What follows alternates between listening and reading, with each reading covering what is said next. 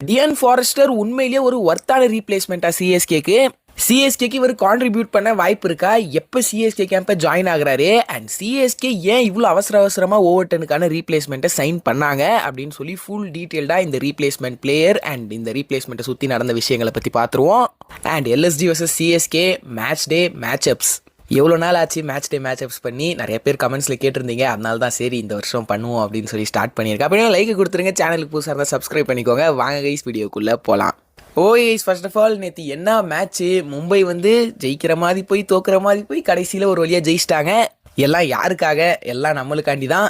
And இந்த பிவிகேஸ் என்ன சொல்கிறதுனே தெரியல கைஸ். நான் எப்போவே இந்த பட்டிதார் நல்லா ஆடுறாருன்னு சொன்னனோ அப்போத்துலேருந்து பட்டிதார் அடிக்கல. எப்போ பிவிகேஸ் சூப்பராக ஆடுது, யார் மேலேயும் தோக்கே அடிக்க முடியல அப்படின்னு சொன்னனோ அன்னையிலேருந்து பிவிகேஸ் ஜெயிக்கவே இல்லை. ஆனால் சிஎஸ்கேக்கு மட்டும் இது ஒர்க் ஆக மாட்டுது. அது வரைக்கும் சந்தோஷம், அப்படியே வந்து இருந்துக்கணும். நம்ம மற்ற டீமுக்கு மட்டும் இதை பண்ணி விளாண்டுக்கலாம். அண்ட் இந்த சீசன் ஃபுல்லாக ஃபார்முக்கே வராமல் சிஎஸ்கே கொண்டுனா வந்து நிப்போண்டா அப்படின்னு சொல்லி எம்ஐ ஜெர்சி போட்டு சிஎஸ்கே கார்டுன 2 பிளேயர்ஸை பார்த்துருக்கீங்களா? எஸ், அவங்க தான் நம்மளோட டோலு போலு, தீபக் சஹர் அண்ட் ஷார்துல். என்ன பவுலிங் கைஸ் அது! நேற்று நம்ம செரியும் தூளும் லைக் சூப்பராக வந்து பண்ணிட்டாங்க. இப்போ பிபிகேஎஸ் வந்து ஜெயிக்கவே இல்லை. அவங்க என்ன நடந்துகிட்டு இருக்குன்னே புரியல.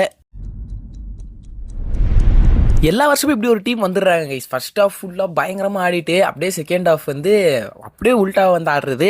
சரி, அவன் எடுக்கிற முடிவு நம்மளுக்கு சாதகமாக தான் இருக்குது அப்படின்ற மாதிரி சிஎஸ்கே வந்து இப்போ 5th பொசிஷனில் வந்து இருக்கும். 11 மேட்ச் தான் வந்து ஆடி இருக்கும், 12 பாயிண்டில் இருக்கும். பிபிகேஎஸ் பார்த்துக்கிட்டிங்கன்னா 12 மேட்ச் ஆடி 13 பாயிண்டில் இருக்காங்க. ஸோ இன்னைக்கு எல்எஸ்டி மேட்சை சிஎஸ்கே ஜெயிச்சா டாப் 4ல் என்ட்ரி. ஆனால் ஜெயிப்பாங்களா சிஎஸ்கே? அதுதான் இங்கே இருக்க கேள்வி. ஸோ கெட் இட் டன் ருத்து. அண்ட் ஆல்சோ இன்னைக்கு நம்ம ஜெயிச்சு டாப் 4 போகிறது மட்டும் முக்கியம் இல்லை, அடுத்து வர 2 மேட்சும் ஜெயிச்சு உள்ள இருக்கணும். பிகாஸ் இன்னைக்கு ஜெயிச்சுட்டு அடுத்து வர 2 மேட்சும் நம்ம தோத்துட்டோம் அப்படின்னா ஒன்றுத்துக்கும் பிரயோஜனம் இல்லாமல் ஆயிரும். ஸோ சீசன் முடிகிறப்ப நம்ம உள்ள இருக்கமா இல்லையா அப்படின்றது தான் மேட்ரு. இவ்வளோ இன்ஜுரிஸ், இவ்வளோ வேல்யூபிள் பிளேயர்ஸ் எல்லாரும் போய் இந்த டீம் பிளே ஆஃப்க்கு வந்து குவாலிஃபை ஆச்சுன்னா லைக் சிஎஸ்கே தான். ஃபர்ஸ்ட் ஆஃப் ஆல் இன்னைக்கு ஏக்னால match. Last year CSK versus LSG ஏக்னால மேட்ச் நடந்தப்ப என்ன நடந்துச்சு அப்படின்னு சொல்லி லைட்டாக ரீவைண்ட் பண்ணி பார்ப்போமா? எஸ், போன வருஷம் இருக்கிறதுலே ஒரு மோசமான சீசனில் நம்மளுக்கு ஒரு சில ஹாப்பி மூமெண்ட்ஸ் அப்படின்னு நடந்த அந்த மூமெண்ட்ஸ் தான் இந்த மேட்ச்சில் வந்து நடந்துச்சு. நம்ம தலை வந்து ஃபினிஷ் பண்ணி கொடுத்தது.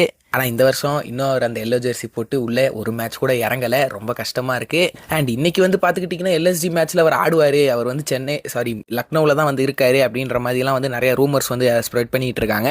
ஆஸ் ஆஃப் நவ் இந்த வீடியோ நான் ரெக்கார்ட் பண்ணுற வரைக்கும் தலை வந்து லக்னோவில் இல்லை, இன்னும் சென்னையில் லீலா பேலஸ் ஹோட்டல் ரூமில் தான் இருக்காரு.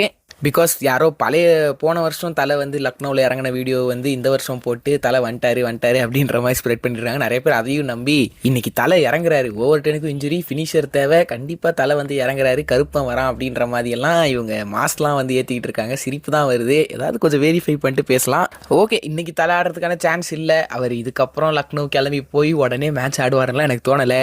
ஸோ அந்த எஸ்ஆர்ஹெச் மேட்ச் தான் ஃபைனல் மேட்ச்சா, அதை பற்றி ஏதாவது அப்டேட் வந்தால் நான் உடனே எடுத்துகிட்டு வந்து சேர்க்குறேன். பட் இப்போதைக்கு எந்த அப்டேட்டும் கிடையாது. இதுதான் அவரோட லாஸ்ட் சீசன் முடிவு பண்ணிட்டாருன்னா அந்த எஸ்ஆர்ஹெச் மேட்சை விட்ட வேறு ஆப்பர்ச்சுனிட்டி வந்து கிடையாது. அவரோட ஃபைனல் ஹோம் கேமாக வந்து அது ஃபைனல் கேமாக அவர் ஆசைப்பட்ட மாதிரி T20 வந்து சென்னையில் தான் இருக்கணும்னு சொன்னார்ல. ஸோ அது வந்து எஸ்ஆர்ஹெச் மேட்ச்சுக்கு தான் பர்ஃபெக்டாக இருக்குது. பார்ப்போம் வெயிட் பண்ணி.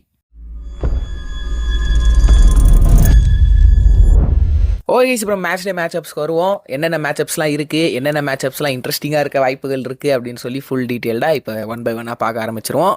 ஸோ ஃபர்ஸ்ட் ஆஃப் ஆல் சேப்பாக்கில் கொடுத்த அந்த ரெட் சாயில் பிச் வந்து இந்த ஏக்னால வந்து இருக்க போகிறது இல்லை. இது வந்து கம்ப்ளீட்லி ஒரு டிஃப்ரெண்ட் பிச்சாக வந்து இருக்கும். ஃபாஸ்ட் பவுலர்ஸ்க்கு நல்ல ஹெல்ப் இருந்து பார்த்துருக்கோம். அந்த எல்எஸ்சி வர்சஸ் ஆர்சிபி மேட்ச் வந்து பார்த்துருந்தாலே வந்து தெரிஞ்சிருக்கும். ஸோ ஃபாஸ்ட் பவுலர்ஸ் ஒரு பெரிய ரோல் வந்து ப்ளே பண்ண வாய்ப்புகள் இருக்குது. இந்த நேரத்தில் நம்ம ஓவர் டெனை வேறு மிஸ் பண்ணுறோம். ஸோ அதனால் ஸ்ட்ரைட்டாகவே ஒரு மேட்ச் அப் அப்படின்னு பார்த்துக்கிட்டிங்கன்னா சஞ்சு சாம்சன் வர்சஸ் முகமது ஷமி. பவர் பிளேயில் இனிஷியலாக பாலை மூவ் பண்ண போகிறார் ஷமி. அதை எப்படி நம்ம சஞ்சு வந்து டேக்கிள் பண்ணி சர்வைவ் ஆகி அதுக்கப்புறம் ஒரு பெரிய இன்னிங்ஸ் ஆட போகிறாரு அப்படின்றதெல்லாம் இன்றைக்கி நம்ம கேமே இருக்குது. ஸோ இது ஒரு நல்ல இன்ட்ரெஸ்டிங்கான மேட்சப்பாக இருக்கும். இந்த மேட்சப்பில் யார் ஜெயிக்க போகிறா, சஞ்சுவா இல்லை ஷமியா அப்படின்றத நம்ம வெயிட் பண்ணி தான் பார்த்தாகணும். அண்ட் அடுத்த மேட்சப் லாஸ்ட் மேட்ச் கொளுத்துன Urvil Patel versus all LSG bowlers.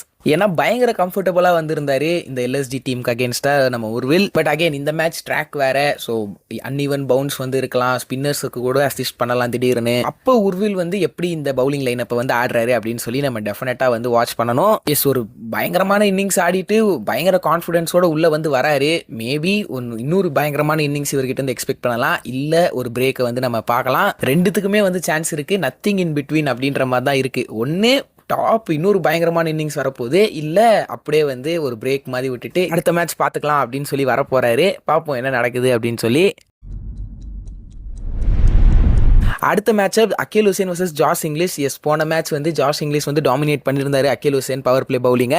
இந்த மேட்ச் ஒரு ரிவெஞ்ச் எடுப்பார் அக்கேல் ஹுசேன், ஏன்னா திருப்பியும் அவர் தான் பவர் பிளேல பால் எடுக்க வாய்ப்புகள் அதிகமாக இருக்கு. ஸோ என்ன பண்றாரு அப்படின்னு சொல்லி வெயிட் பண்ணி பார்ப்போம். இல்லை ருத்து வந்து போன மேட்ச் அக்கேல் வந்து அடி வாங்கினால கொடுக்குறாரா இல்லையா அப்படின்னு கொஞ்சம் டவுட்டாக தான் இருக்கு. பட் கொடுப்பாரு நம்புவோம். அண்ட் நம்ம மேட்சப் வீடியோனாலே வந்து இவ்வளோ வருஷமாக நம்ம பண்ணது எல்லாத்துலேயுமே வந்து ஒரு மேட்சப் கண்டிப்பாக இருக்கும், சிவம் டூபே வர்சஸ் ஆப்போனன்ட் ஸ்பின்னர்ஸ். ஆனால் இந்த வருஷம் அந்த மேட்சப் வந்து இந்த மேட்ச்லையும் நான் சொல்கிறேன். எஸ், கண்டிப்பாக டூபே வந்து போன மேட்ச் அவர் அடித்த அந்த 2 6 வந்து கொஞ்சம் கான்ஃபிடன்ஸ் வந்து அவர் கொடுத்துருக்கோம். இந்த மேட்ச்சுமே வந்து ஃபியர்லெஸ்ஸாக ஆட வாய்ப்புகள் இருக்க மாதிரி தெரியுது. எந்த பேட்ஸ்மேனாக இருந்தாலும் அந்த மாதிரி தான் இருப்பாங்க. ஆனால் தூபே இந்த மேட்ச்சில் என்ன பண்ணுறாருன்னு தெரியல. அப்படி இருந்தார், அதே மாதிரி கான்ஃபிடென்ட்டாக இருந்தாருன்னா த்ருவ், ராத்தி, ஷபாஸ் அஹ்மத் இவங்க எல்லாருக்குமே வந்து டேஞ்சர் தான். ஸோ அந்த மேட்சப் வந்து எந்த அளவுக்கு போகுது அப்படின்றதையும் நம்ம வெயிட் பண்ணி பார்க்கணும். கைஸ், நீங்கள் என்ன நினைக்கிறீங்க? எந்தெந்த மேட்சப்ஸ்லாம் நீங்கள் வெயிட் பண்ணிட்டு இருக்கீங்க அப்படின்றதையும் வந்து கமெண்ட்ஸில் சொல்லுங்கள். ஏதாவது மேட்சப்ஸை விட்டுருந்தாலும் அதை வந்து கமெண்ட்ஸில் சொல்லுங்கள் கைஸ். ஓஎஸ், இப்போ நம்ம நியூ ரீப்ளேஸ்மெண்ட் பிளேயரான டியான் ஃபார்ஸ்டர் விஷயத்துக்கு வருவோம். ஃபர்ஸ்ட் ஆஃப் ஆல், என்ன சிஎஸ்கே வந்து இவ்வளோ சடனாக வந்து அனௌன்ஸ் பண்ணிட்டாங்க? ஜேமி ஓட்டன் ரூல்ட் அவுட்னே வந்து ஃபர்ஸ்ட் அனௌன்ஸ் பண்ணல, அவர் வந்து வெறும் அசஸ்மெண்ட்காண்டி தான் போயிருக்காருன்னு சொன்னாங்க. பார்த்தா டக்குன்னு ரூல்ட் அவுட் பண்ணி அனௌன்ஸ் பண்ணிட்டாங்களே என்ன அப்படின்னு சொல்லி நிறைய பேர் வந்து கேட்டிருந்தீங்க. ஸோ சிஎஸ்கே என்ன மாதிரி ஒரு இடத்துல லாக் ஆயிருந்திருக்காங்கன்னா, இந்த எல்எஸ்டி மேட்ச்சுக்கு முன்னாடி சிஎஸ்கே வந்து ரீப்ளேஸ்மெண்ட் அனௌன்ஸ் பண்ணி ஆகணும். எஸ் கைஸ், ஒரு டீம் வந்து இன்ஜுரி ரீப்ளேஸ்மெண்ட்டாக அவங்களோட 12th லீக் மேட்ச்சுக்கு முன்னாடி வந்து அனௌன்ஸ் பண்ணிடணுமா. 12th லீக் மேட்ச் ஆடிட்டா அதுக்கப்புறம் என்ன பிளேயருக்கு இன்ஜுரி ஆனாலும் உங்களால் ரீப்ளேஸ்மெண்ட் அனௌன்ஸ் பண்ண முடியாதுன்னு ஒரு ரூல் இருக்காமா. ஸோ அதனால் ஒருவேளை ஜேமி ஓட்டன் வந்து இதுக்கப்புறமும் வரல, நம்ம என்ன பண்ணுறது, நம்ம அதுக்கப்புறம் நம்மளால் ரீப்ளேஸ்மெண்ட்டே சைன் பண்ண முடியாது. ஸோ அதனால் இந்த சான்ஸை எடுப்போம் அப்படின்னு சொல்லி சிஎஸ்கே சைன் பண்ணிட்டாங்க. ஸோ உண்மையை சொல்லணும்னா இது வந்து ஆஹா ஓஹோ சூப்பரான ரீப்ளேஸ்மெண்ட் அப்படின்லாம் வந்து சொல்லிட முடியாது. நல்ல வளர்ந்து வரும் கிரிக்கெட்டர் ஜேஎஸ்கேல நம்ம சிஎஸ்கே மேனேஜ்மெண்ட் அவர் ரேடாரில் போட்டு வச்சுருந்தாங்க. ஸோ இப்போ இங்கே ஒரு ஆப்பர்ச்சுனிட்டி கிடச்சோடனே அவரை வந்து அப்படியே டிராஃப்ட் பண்ணிட்டாங்க. ஓவர்டனுக்கும் இவருக்கும் எந்த ஒரு சிமிலாரிட்டிஸும் இல்லை. பிகாஸ் நம்ம ஓவர்டன் வந்து பார்த்துக்கிட்டிங்கன்னா மோர் லைக் ஒரு பவுலிங் ஆல்ரவுண்டர். ஓவர்டனோட அந்த ஓவர்ஸ் தான் நம்மளுக்கு ரொம்ப க்ரூஷியல். பட் அந்த மாதிரி பவுலிங் இவர்கிட்ட வந்து எக்ஸ்பெக்ட் பண்ண முடியுமா அப்படின்றது தான் வந்து கேள்விக்குறியாக வந்து இருக்குது. பிகாஸ் அந்த அளவுக்கு பேஸும் வந்து போட மாட்டார். அந்த 125 135 தான் வந்து மெயின்டைன் பண்ணுறவர். பட் இவரோட பேட்டிங்கில் வந்து கொஞ்சம் டிபெண்ட் ஆகலாம். பிகாஸ் இவர் வந்து ஒரு நல்ல பேட்டர், பாலை வந்து க்ளீனாக வந்து ஸ்ட்ரைக் பண்ணக்கூடிய எபிலிட்டி வந்து இருக்குது. ஸோ ஒரு லோவர் ஆர்டர் ஃபினிஷர் மாதிரி சிஎஸ்கே வந்து பார்க்கலாம். முடிஞ்சால் 2-3 ஓவர் போடுவார் அப்படின்ற மாதிரி. லைக்காக சிவம் டூபே, அதாவது டூபே வந்து நல்லா பேட்டிங் ஆடினா ஒரு டூபேவாக இருப்பார்ல, அந்த மாதிரி டூபே. ஸோ சிஎஸ்கே இவர் ஸ்ட்ரைட்டாக பிளேயிங் லெவலில் ஆட வைப்பாங்களா? இன்னைக்கு நடக்க போகிற எல்எஸ்டி மேட்ச்சில் இவர் வந்து ஆடுவாரா அப்படின்லாம் கேட்டிங்கன்னா இல்லை கைஸ். ஸோ ப்ரீ மேட்ச் இன்டர்வியூவில் வந்து ஃபிலிம் என்ன சொல்லியிருக்காருன்னு பார்த்துக்கிட்டிங்கன்னா, இன்னும் ஃபார்ஸ்டர் வந்து ஜாயின் ஆகலை. அவர் வந்து அவரோட ட்ரிப்பை பிளான் பண்ணிட்டு இருக்காரு சென்னைக்கு. சென்னையில் தான் அவர் வந்து ஜாயின் ஆவார் அப்படின்ற மாதிரி சொல்லியிருக்காரு. ஸோ எஸ்ஆர்ஹெச் மேட்ச்சுக்கு தான் ஃபார்ஸ்டர் வந்து அவைலபிளாக இருப்பார். நிறைய பேர் இன்னும் சொல்லிட்டு தான் இருக்காங்க, எதுக்கு இவரை சைன் பண்ணாங்க, அவரை சைன் பண்ணியிருக்கலாம் அப்படி இப்படின்னு.